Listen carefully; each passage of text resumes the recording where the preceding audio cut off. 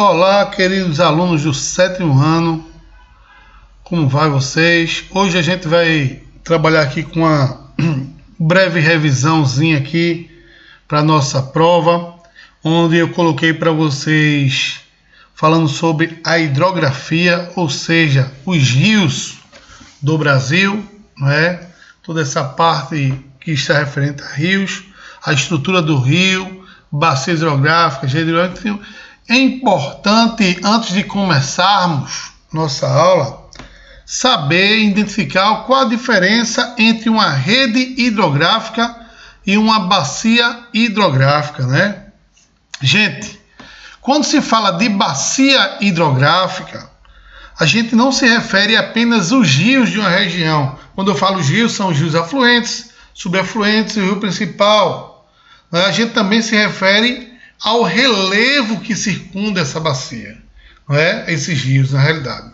E aí eu estou falando da bacia hidrográfica. Então, quando se fala de bacia hidrográfica, se refere tanto aos rios quanto ao relevo daquela determinada região. Isso é bacia hidrográfica. E o que é rede hidrográfica? Quando se refere à rede hidrográfica, nós nos referimos apenas aos rios de uma determinada região, ao rio afluente, ao rio subafluente e ao rio principal, desconsiderando o relevo que o circunda, ser planalto, planície ou depressão. Isso aí não tem nada a ver quando a gente fala em relação à rede hidrográfica. Então, essa é a diferença entre bacia hidrográfica e rede hidrográfica, ok?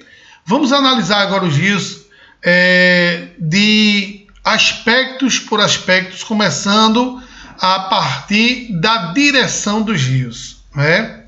Quanto à sua direção, eu tenho 4 tipos de rios: endorreicos, exorreicos, criptorreicos e arreicos. O que são rios endorreicos, queridos alunos do 7º ano? Rios endorreicos são aqueles rios que correm para dentro do continente, né? Geralmente, os endorreicos são rios subafluentes ou rios afluentes, que são aqueles rios que desaguam em outros rios, né? E aí são considerados rios endorreicos. O prefixo endo quer dizer dentro, reicos quer dizer rios, ou seja, rios que correm para dentro do continente.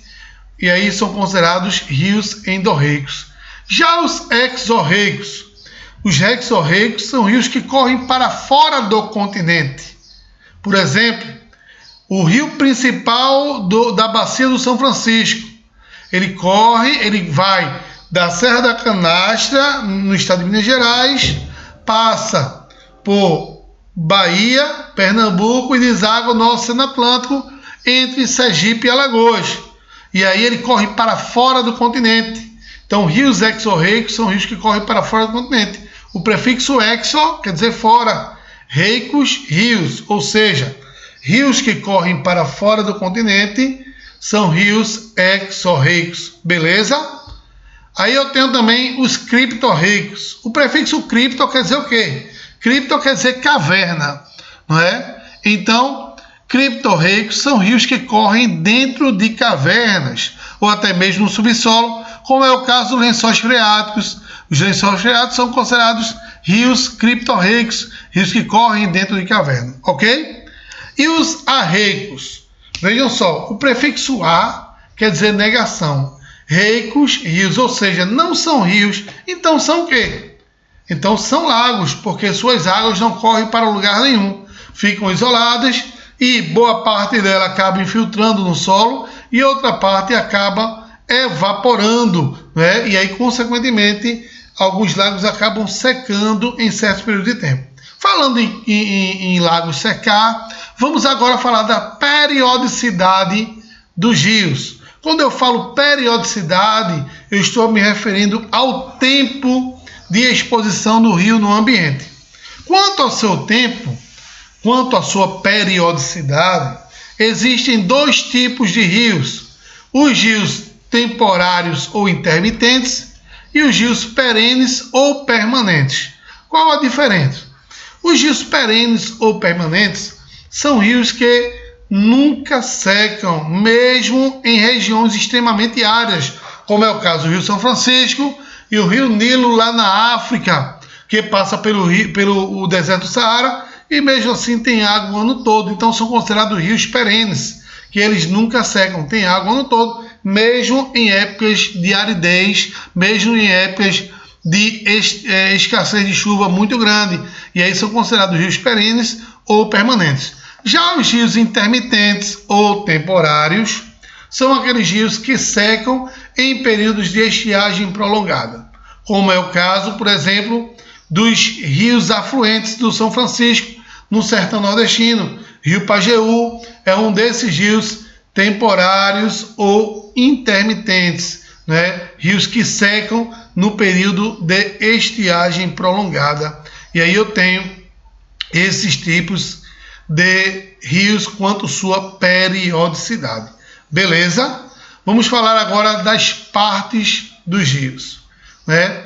Os rios, gente, se dividem em dezenas de partes. São várias partes que dividem-se os rios.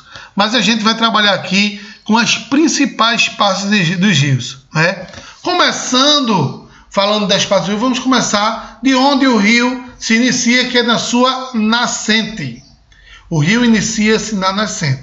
Geralmente no topo mais alto das montanhas, né? E aí vem descendo até chegar numa planície litorânea, onde desemboca no mar, não é? E aí essa nascente geralmente ocorre uma área onde eu tenho uma pequena quantidade de água, não é?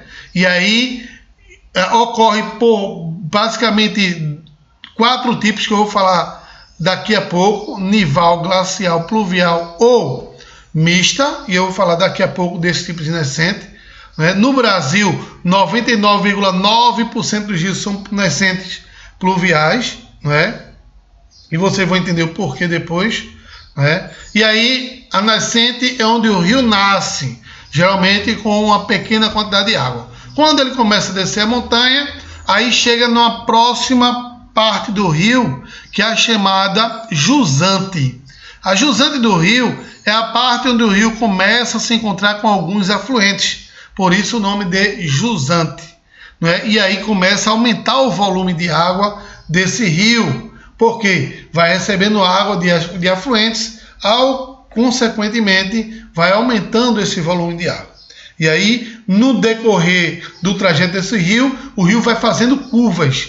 Essas curvas são chamadas de meandro. Essas curvas fechadas que os rios fazem em seu caminho é chamado de meandro. E aí eu tenho também o médio curso do rio. O médio curso de um rio é justamente a metade do trajeto do rio, desde a nascente até a foz.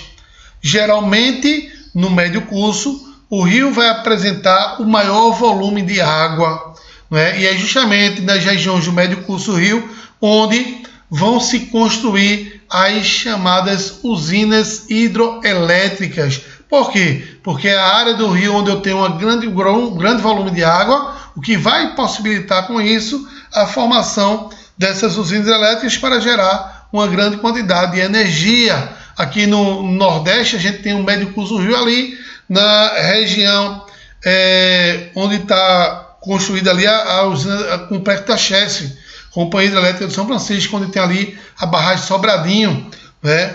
Justamente a área onde eu tenho uma maior quantidade de volume de água no trajeto do rio São Francisco, né? E aí é o chamado médio curso. Depois do médio curso, eu vou ter uma outra parte do rio, que é a mais próxima à foz, chamada de montante. A montante do rio é uma área onde começa a se acumular sedimentos que foram arrastados desde a nascente, e aí ele começa a acumular esse sedimento e o rio começa a perder a sua profundidade, né? Perdendo sua profundidade, ele começa a acumular esses sedimentos que foram arrastados. Por isso é chamado de montante, essa área, por conta do montante de sedimentos que foram arrastados desde a nascente do rio até a foz. Aí o rio começa a perder sua profundidade nessa área. E aí eu chego na foz do rio. O que é a foz do rio? A foz do rio nada mais é do que a desembocadura do rio perante ao mar, não é? Então, o encontro do rio com o mar é chamada de foz. E eu tenho dois tipos de foz: a foz de delta e a foz de estuário.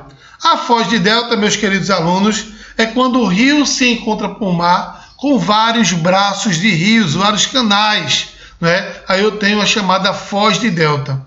Já a foz de estuário, o encontro do rio com o mar é apenas por um único braço de rio, é chamado de foz de estuário, ok? E aí eu tenho o delta mais famoso do mundo, é o delta do rio Nilo, né? Onde ali o rio Nilo se encontra com vários braços de mar, com vários braços de rio com o mar Mediterrâneo. E aí, consequentemente, é o delta mais famoso do mundo, é o delta do rio Nilo, na África, ok? Outra parte do rio é o leito do rio. O que é o leito? O leito justamente é a porção central do rio, não é? Que é justamente a porção mais profunda do rio, é a porção central, não é? Que infelizmente alguns processos erosivos que estão ocorrendo devido à retirada da mata ciliar acaba promovendo um fenômeno chamado de assoreamento. O assoreamento é um processo de erosão que é ocasionado justamente pela retirada da mata ciliar, que arrasta sedimentos que estão nas margens dos rios, a margem é o lado de cada rio, não é? Para dentro do rio, ou seja, esse sedimento vai se acumular no leito do rio e aí, consequentemente, esse rio acaba perdendo sua profundidade e aí todas as espécies animais e vegetais que vivem naquela região, toda a biota que vive naquela região tende a desaparecer. Porque existem animais que sobrevivem apenas a uma determinada profundidade. Existem vegetais também que sobrevivem a uma determinada profundidade. Se ocorre o assoreamento, o rio, consequentemente, ele perde sua profundidade, que vai ocasionar a morte de toda a biota existente naquela região, ok? Então essas, meus queridos alunos, foram as partes dos rios. Vamos agora falar sobre o regime de nascente dos rios, não é? Regime de nascentes. Existem 4 que eu disse para vocês: nival, glacial, pluvial e mista, não é? Então veja só, o que é um rio com nascente glacial? Rio com nascente glacial nós não temos aqui no Brasil. Por quê? Rios com nascentes glaciais são rios que nascem a partir do derretimento das calotas polares. E aí eu vou ter esse tipo de rio lá no norte do Canadá, no norte da Europa, não é? São rios que nascem pelo derretimento. Por exemplo, o rio Mackenzie, no Canadá, é um rio com nascente glacial. Ele nasce devido ao derretimento do gelo das calotas polares, não é? E aí o gelo derrete e, consequentemente, eu tenho a formação de um rio, ok? Essa é a nascente glacial. O rio com nascente nival. Aqui no Brasil a gente só tem um rio com nascente nival, não é? O que é um rio com nascente nival? O rio com nascente nival é um rio que nasce pelo derretimento do gelo do topo das montanhas. Aí você me diz: oxi, professor, e aqui no Brasil tem montanha com gelo no topo? O senhor não falou na aula de relevo que o Brasil não tinha montanhas com grandes altitudes? Eu digo que falei. E eu pergunto a vocês: quem disse que esse rio nasce no Brasil? Não nasce no Brasil. É um dos rios mais famosos do mundo, que é o rio Amazonas. Esse rio, ele nasce no Peru, sobre a Cordilheira dos Andes, com o derretimento do gelo na Cordilheira dos Andes. Por isso ele é por nascente nival. São rios que nascem por derretimento no topo das montanhas. E aí o rio Amazonas, ele nasce no Peru pelo derretimento do gelo e também pelo acúmulo de água, por isso ele é considerado um rio por nascente mista. Ele tem 2 tipos de nascente, tanto o rio pluvial, com a quantidade de chuvas que cai no solo e acaba deixando o solo saturado, que formam-se olhos d'água, e com o derretimento do gelo no topo das montanhas. E aí ele começa a descer a Cordilheira dos Andes, passa por Venezuela, Guiana, Suriname, até entrar no Brasil. Quando ele entra no Brasil, ele encontra-se com alguns afluentes, como o Rio Madeira, Rio Xingu, Rio Negro, Solimões, Rio Mamoré, e aí, consequentemente, acaba se formando a maior bacia hidrográfica do mundo, que é a bacia do Amazonas, ok? Então, Rio Pô Nascente, Nival são rios que nascem pelo derretimento do gelo no topo das montanhas, beleza? Rios com nascentes pluviais. Aí 99,9% dos rios brasileiros são esse tipo de nascente. São rios que nascem justamente por conta das chuvas que caem no solo, deixando o solo saturado, e aí acaba formando olhos d'água, não é? Geralmente no topo de algumas montanhas, porque os rios brasileiros são todos considerados rios de planaltos, ou seja, rios que nascem sobre montanhas, beleza? Por exemplo, o Rio Paraná, ele nasce no Planalto Central, não é? Lá no centro-oeste brasileiro. O Rio São Francisco, ele nasce lá em Minas Gerais, na Serra da Canastra, não é? Entre outros rios que nós temos distribuídos no Brasil, o Brasil ele tem um potencial imenso, não é? De produção de energia hidrelétrica, justamente por conta da grande quantidade de rios existentes aqui em nossa região.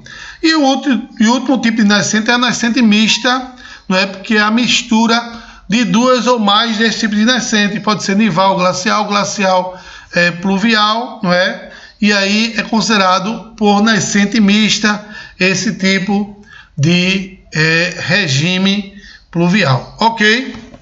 Deixa eu falar agora sobre as principais bacias hidrográficas do Brasil. Acredito que não vai dar para terminar nessa aula agora, mas na próxima aula a gente continua.